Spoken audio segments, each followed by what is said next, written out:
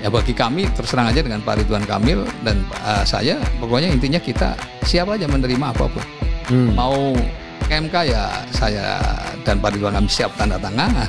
Kalau kemudian pada akhirnya misalnya ya sudah untuk menjaga kondisivitas Jakarta dengan pertimbangan banyak hal, dan kami ya siap, nggak ada masalah, karena buat kami itu sejak awal bukan siapa yang memimpin, tapi bagaimana kepemimpinan ini benar-benar bisa memberikan manfaat besar bagi rakyat Jakarta. Itu kan yang kita lakukan. Makanya kan kita selalu, ini kan kontestasi gagasan. Kontestasi gagasan yang kira-kira memang rakyat Jakarta akan memilih siapa, ya itu kami serahkan sepenuhnya kepada rakyat Jakarta.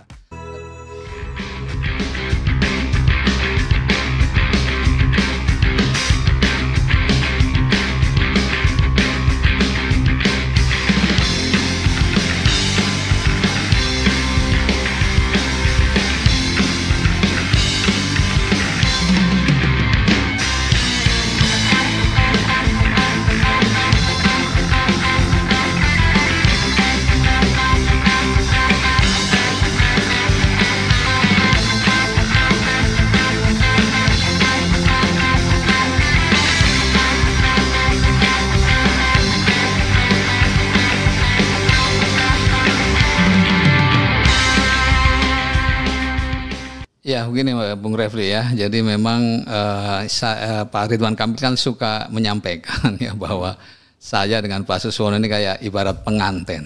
Ya. Apalagi Pak Ridwan Kamil ya, sejak awal ketika dari Bandung beliau diminta untuk ke Jakarta, ya tentu dengan segala konsekuensinya lah, bahwa dia akan didukung dan sebagainya. Artinya bahwa memang dalam konteks Pilkada DKI ini betul-betul kami ya menjalankan apa yang menjadi agenda dari tim ses ya, yang diketuai oleh Pak Ariza ya. Ariza Patria ya. Ariza Patria begitu ya. Dan ya semua proses kita jalani sesuai dengan apa yang ditugaskan.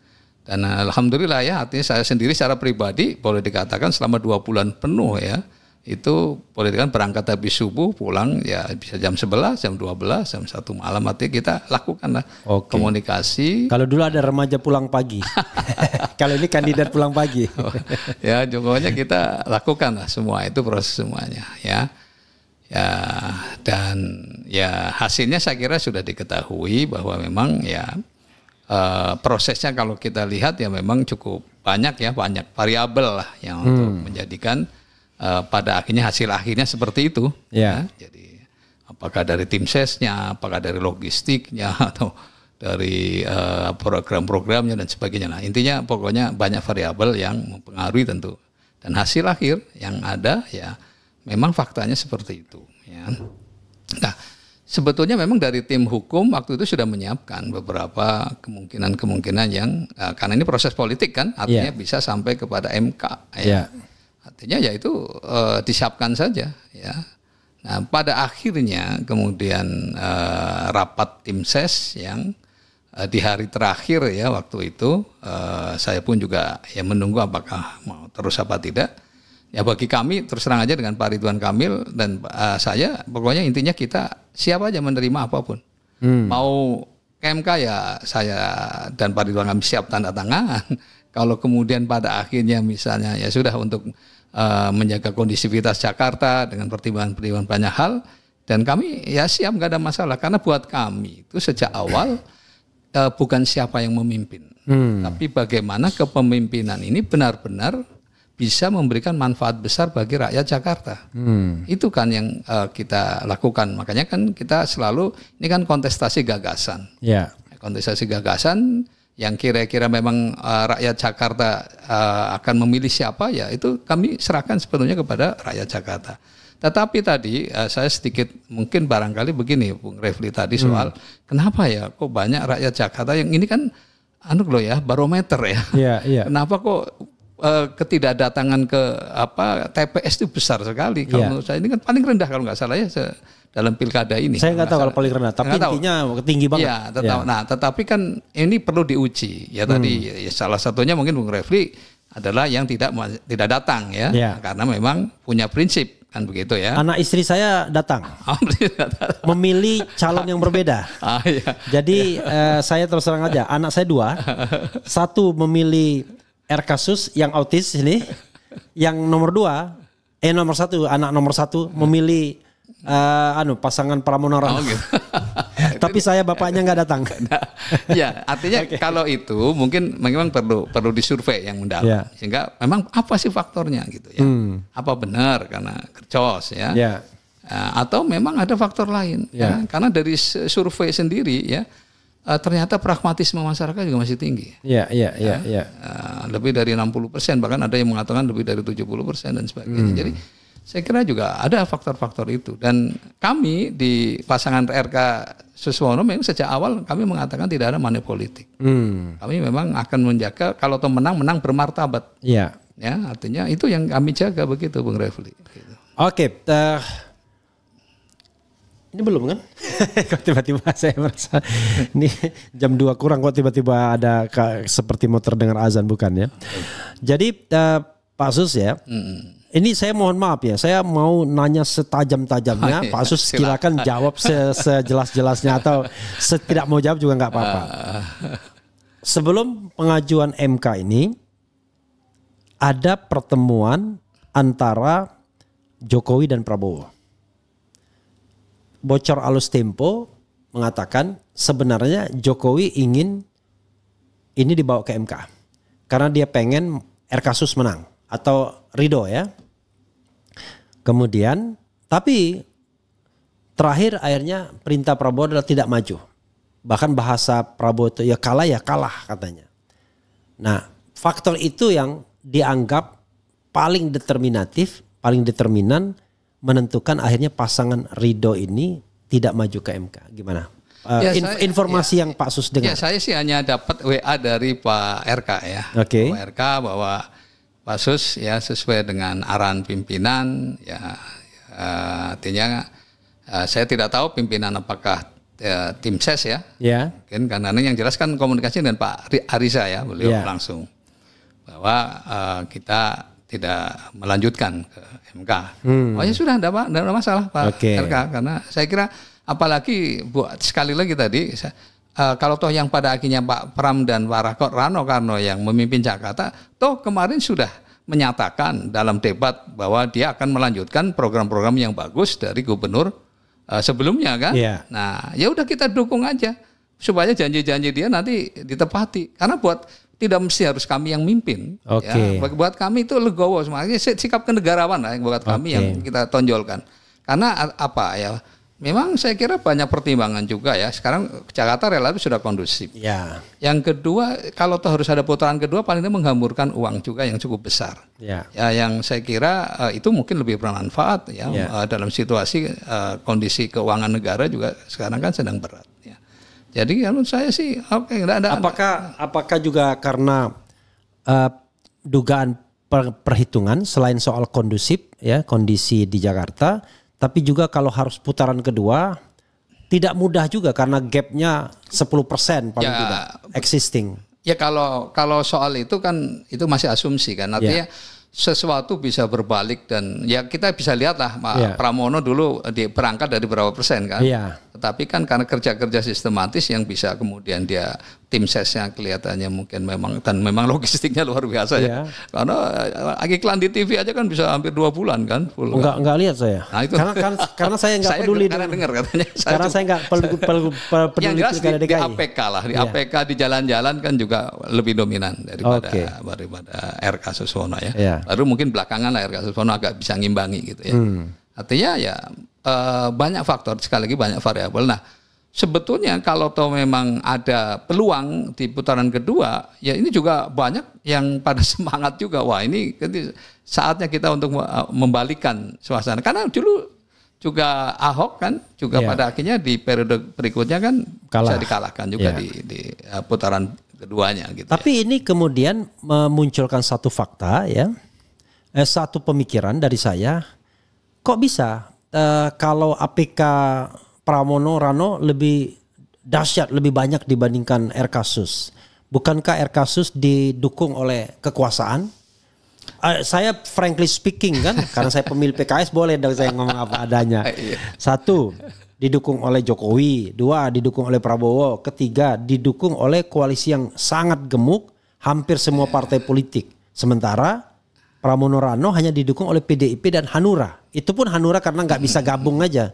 Kalau dia mau bisa gabung, karena ada sejarah Oso dengan Prabowo kan soal HKTI. Kenapa kok bisa tiba-tiba terlihat Erkasus lebih lemah? Apa partai-partai itu nggak nyumbang atau gimana, atau nggak kerja? Ya, semua kan diserahkan pada tim ses. Ya. Semuanya pada Pak Ariza lah yang memimpin itu, dan dia apalagi sendiri, Ariza orang Gerindra. Ya, tapi dia sendiri memang menyatakan bahwa ini ya memang logistik kita hanya sebatas ini, begitu. Artinya memang terbatas, ya. Ya sudah kita optimalkan dengan apa yang bisa kita lakukan. Ya, alhamdulillah paling tidak kalau kami ya dengan jaringan PKS-nya yang sudah cukup terstruktur sampai ke ranting-ranting bahkan ke RW RT ya kita ya gerakan secara optimal gitu. Artinya yang ada. Nah, jadi sekali lagi fakta di lapangan bisa dilihat lah. Bung Refli saya kira kan sering jalan di jalan-jalan. Saya nggak lihat. Ya, jadi terus terang saya skeptis dengan pilkada DKI sehingga saya tidak tahu debat saya tidak pernah nonton. Kemudian walaupun disiarkan debat di Era Channel tapi saya juga nggak lihat. Gitu ya. Jadi benar-benar saya tidak tahu. Ya itu artinya kita bisa melihat sendirilah fakta-fakta di lapangan, dan apa ya dari laporan-laporan yang ada pun juga bahkan ketika pekan tenang itu ya 3 hari tenang itu pun juga banyak logistik yang memang terus terang aja memang kita sejak awal katakan bahwa kami tidak melakukan itu, dan memang karena juga terbatas yang ada ya. Nah ini fakta lah, artinya yang saya sampaikan ya faktanya seperti itu, sehingga kalau memang pada akhirnya kita kalah ya dalam arti ya memang sana nomor 03 unggul ya menurut saya itulah fakta yang terjadi begitu. Nah, menurut saya sekali lagi kita tidak apa ya ya yang ini kan sudah terjadi. Iya. Yang sudah terjadi ya untuk evaluasi saja. Iya. Kan sama seperti Pak Prabowo bilang pilkada itu mahal dan lain sebagainya ya kan. Iya. Jadi kita kan tidak bisa ngomong apa yang belum terjadi. Kalau yang belum terjadi namanya ngarang semua itu. Prediksi semua. Kita evaluasi dan prediksi kan biasanya kan. Oke Pak Sus ya. Ada kesan bahwa Jokowi dan Prabowo tidak all out di Jakarta. Beda sekali dengan di Jawa Tengah untuk Pak Jokowi, Sumatera Utara untuk Pak Jokowi, kemudian Banten untuk Gerindra atau Pak Prabowo, kemudian Jawa Barat untuk Gerindra atau Prabowo. Karena di situ kepentingan mereka langsung. Di Jawa Tengah itu bahkan dua-duanya berkepentingan, baik Prabowo maupun Jokowi, sehingga endorsement ke sana itu lumayan lah, termasuk keterlibatan Parcok katanya kan. Tapi di DKI ini bahkan yang namanya deklarasi atau kampanye akbar itu tidak didukung oleh ketua umum partai pendukung. Cuma yang hadir nggak ada ya. Ada apa namanya Pak Aher waktu itu sebagai PLH PKS datang ya. Oke, PLH wajar lah PKS. Para sekjen ya. Iya, nggak ada ketua umum partainya. Ya sekjen. Iya, nggak ada. Nah, itu kemudian menyebabkan orang berpikir, wah ini kayaknya Kimplas kok digembosin, dan akhirnya berlaku pikiran lama orang mengatakan orang nggak mau kalau PKS berkuasa, ya kan? Apalagi Ridwan Kamil ada sejarah PKS-nya juga gitu. Itu gimana Pak Sus? Ya saya kira sejak awal dari PKS kan selalu mengedepankan kepentingan rakyat ya. Yeah. Ya kami pun ya tadinya kan saya juga kaget tiba-tiba saya yang ditugaskan untuk menjadi calon wakil gubernur, ya. Karena kan sebelumnya aman ya, ternyata walaupun pakai kata aman nggak aman juga. Nggak aman ternyata. Nah jadi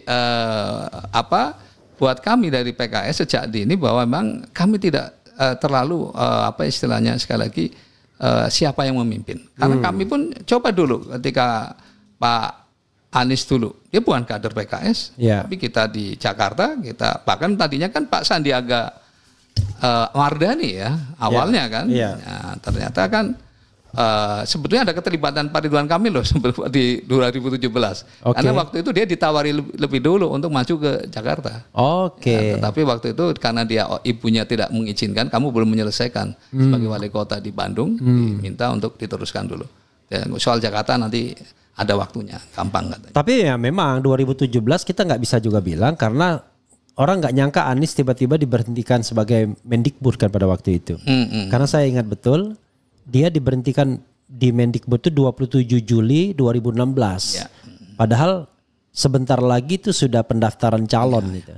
Kan mulai pendaftaran calon kan mulai apa September atau apa gitu ya. Gitu.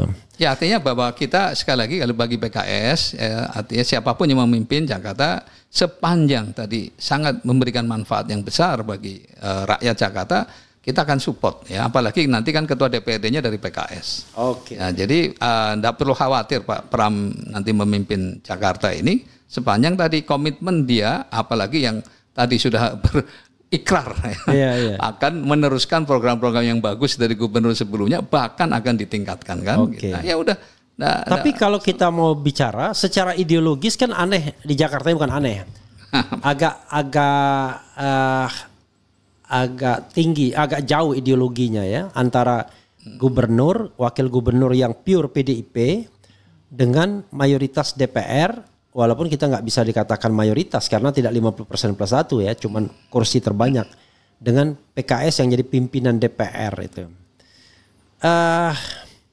Saya membayangkan dinamikanya akan lumayan tinggi kayaknya nih, enggak?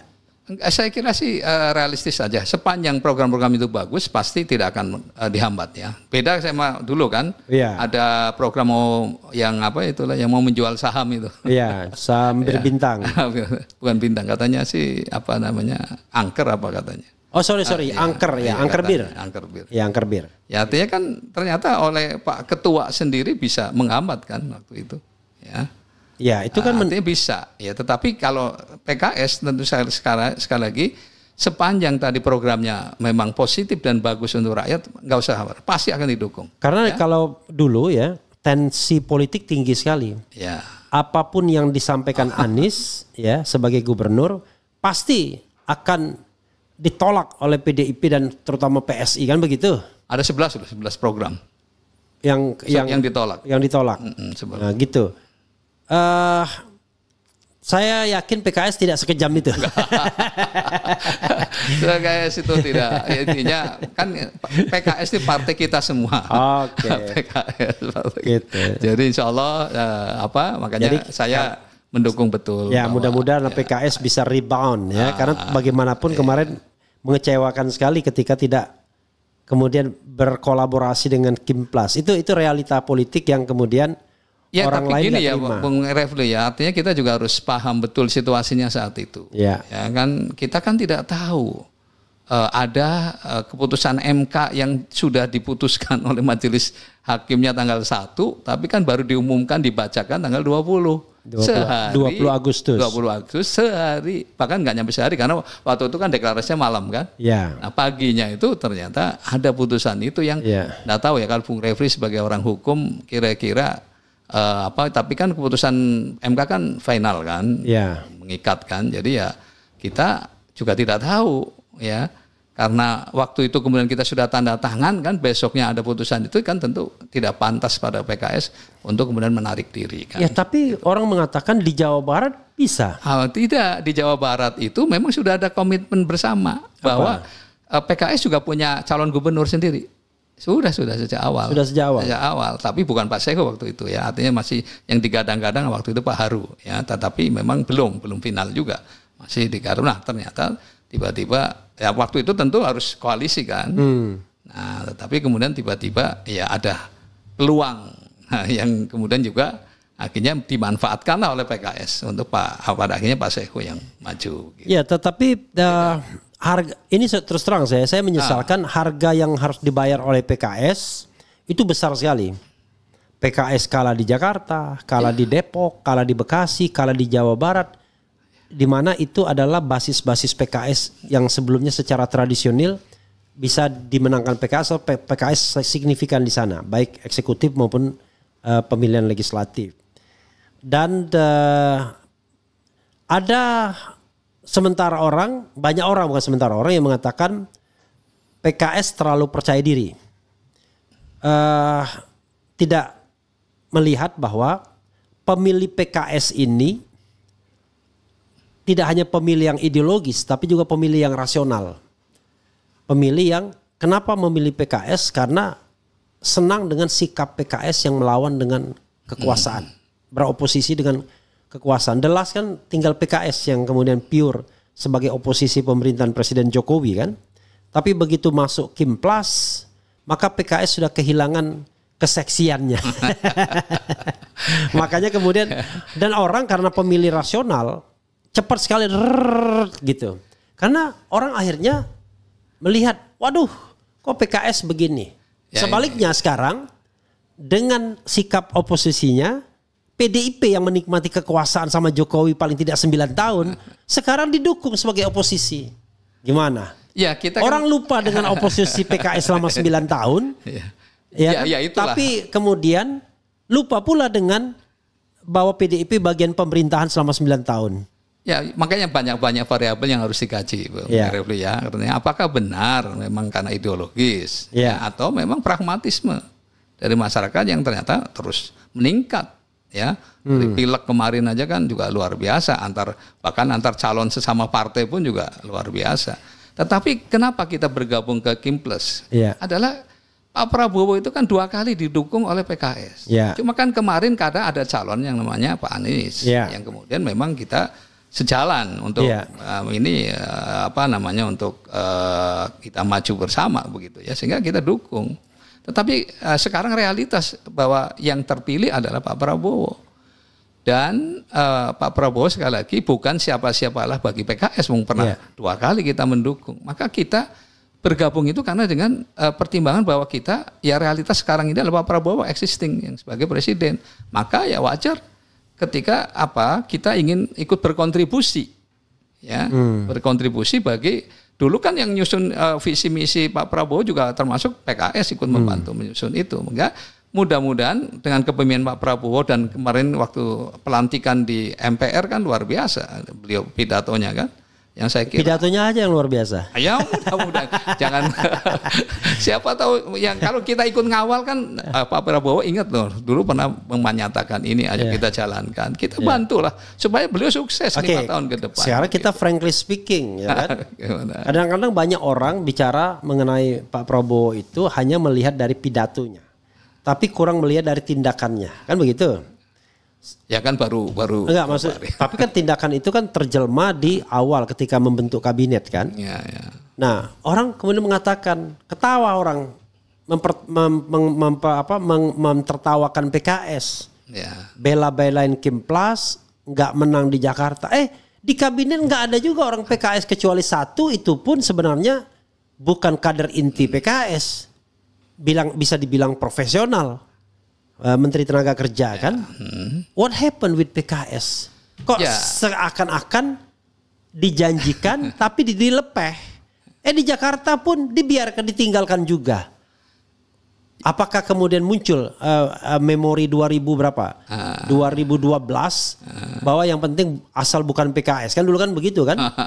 Oke, silakan. Ya, saya kira sekali lagi bahwa ini pemerintahan baru berjalan. Ya, artinya bahwa kita juga ikut bergabung. Nanti kan dalam proses perkembangan pemerintahan ini kita banyak bisa terlibat ya. Karena begini, pengalaman ya dari oposisi selama 10 tahun. Banyak gagasan-gagasan undang-undang yang sebetulnya sangat baik, yang positif. Cuma banyak yang kadang-kadang nggak objektif, yang tidak. Ayo kita kaji dulu lah, bagus apa tidak. Ya, tetapi karena ini kita posisinya oposisi langsung ditolak. Wah, ini dari PKS, posisi udah tolak. Itu ada fakta-fakta seperti itu.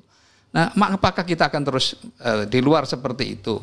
Nah, mumpung sekarang ini ibaratnya kita dengan Pak Prabowo, artinya yang sudah pernah bekerja sama, dua capres yang kita dukung, dan kemudian dia pada akhirnya yang menang, ya maka pilihan kita. Dan di PKS ini kan memutuskan itu prosesnya panjang, ya, Pak Refli, ya ada majelis syuro, ya yang sekian banyak orang, 99 orang itu ikut terlibat membahas itu, sehingga tidak diputuskan secara individu. Ya, jadi disinilah yang saya kira, makanya PKS ya ketika mendukung penuhnya. Kalau diberi, ya kalau itu kan soal hak prerogatif beliau, ya sudah, artinya mendukung sepenuhnya. Diberikan jabatan ya tentu kita akan all out mengerjakan itu dengan sepenuhnya. Kalau toh tidak ya gagasan-gagasan bagus kita bisa kita teruskan. Oke. Lalu itu.